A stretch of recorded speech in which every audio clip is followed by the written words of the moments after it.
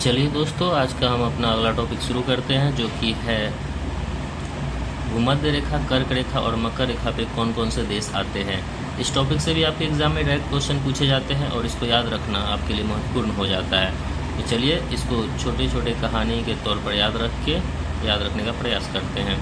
सबसे पहला है मकर रेखा। मकर रेखा पे टोटल 10 देश आते हैं, जो कि आप इस तरह याद रख सकते हैं। एक लाइन आपको याद रखना होगा, चील और बाज नामक प्रजाति में आपस में बहुत समानता है। ये सिंपल लाइन है, इसको आप याद रख सकते हैं।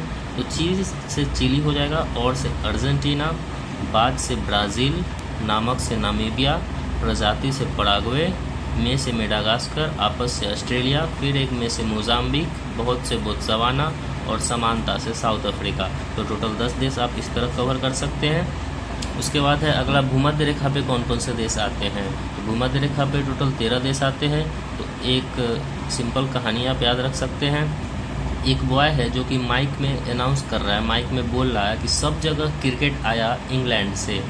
एक लड़का है जो कि माइक में अनाउंस कर रहा है, सब जगह क्रिकेट आया इंग्लैंड से। 2-3 बार पढ़िएगा तो ये लाइन भी आपको याद हो जाएगी, और इस तरह से आप रिलेट कर लीजिएगा। ए से इक्वाडोर, क से कोलंबिया, वाई से ब्राज़ील, एम से मालदीव्स, आई से इंडोनेशिया, के से किरिबाती, सब से साओ टोम प्रिंसेप, जगह से गैबोन, क्रिकेट से कॉन्गो और कम से कॉन्गो गणराज्य, यू से युगांडा, के से केनिया और से सोमालिया। तो इस तरह से भूमध्य रेखा भी आपको याद रह जाएगा। उसके बाद है हमारा कर्क रेखा। कर्क रेखा पे टोटल 16 देश आते हैं। तो इसको याद रखने के लिए 2 लाइनें आपको याद रखनी होगी, जो कि सिंपल है। मैंने आपका एहसान माना लेकिन वफादारी नहीं। मैंने आपका एहसान माना लेकिन वफादारी नहीं है। तो मैंने से हो जाएगा मॉरिशस, आपका से अल्जीरिया, एहसान से इजिप्ट, माना से माली, लेकिन से लीबिया, वफादारी से वेस्ट सहारा, नहीं से नाइजीरिया और है से हवाई द्वीप समूह।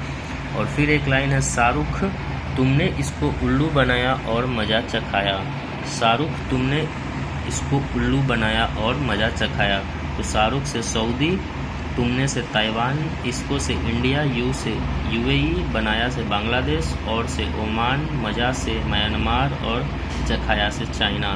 तो इस तरह से आप रिलेट कर सकते हैं। देखिए दोस्तों, ये थोड़ा मुश्किल है इसको याद रखना, लेकिन 3-4-5 बार आप इसको लगातार पढ़िएगा तो ये आपको याद रह सकता है। अगर सिंपली आपको मैप के थ्रू याद हो जाता है तो अच्छी बात है, अगर नहीं हो पा रहा है तो आप इसका सहारा ले सकते हैं, या कोई और ट्रिक या कुछ भी हो आपके पास तो मुझे ज़रूर बताएं। चलिए दोस्तों, हम अपना वीडियो यहीं ख़त्म करते हैं। धन्यवाद।